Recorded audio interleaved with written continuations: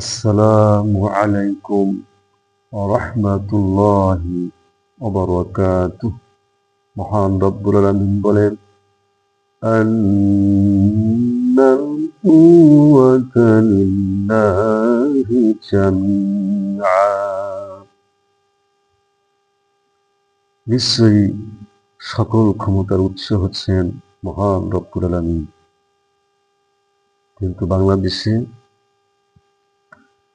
একটা স্লোগান চালু আছে, জনগণ ক্ষমতার উৎস। বিশেষ করে যারা অনৈসলামিক দল অর্থাৎ মুসলমান অনৈসলামিক দল করে, তাদের স্লোগান হচ্ছে জনগণ ক্ষমতার উৎস।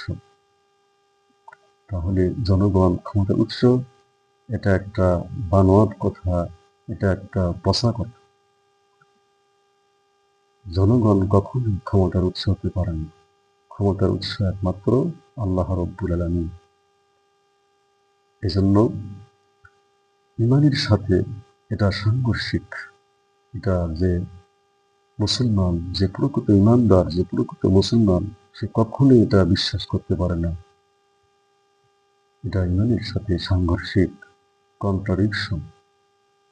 আর শিরক হচ্ছে মস্ত বড় অপরাধ। মহান রব্বুল আলামিন বলেন, লা তুশরিক বিল্লাহ ইন্না শিরকা লাযুলমুন আযীম।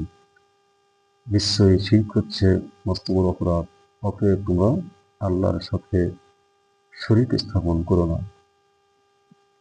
ফালা তাজআলু লিল্লাহি আনদাদা ওয়া আনতুম তা'লামুন। তোমরা জেনে শুনে আল্লাহর সাথে প্রতিদ্বন্দ্বী সাব্যস্ত করো না। তাই আসুন, আমরা যদি শিরক থেকে বাঁচতে চাই, অবশ্যই আমাদেরকে এই আয়াতের ওপর আমল করতে হবে, অর্থাৎ শিরককে পরিহার করতে হবে। এটাই হলো আমল। অনেক দল তারা শিরক করতেছে, তাদের জন্য করুণা হয়। তারা মুসলমান অথচ দল করে অনাইসলামিক, এবং তাদের স্লোগান হচ্ছে জনগণ ক্ষমতার উৎস। আল্লাহ রাব্বুল আলামিন আমাদের সবাইকে তৌফিক দান করুন।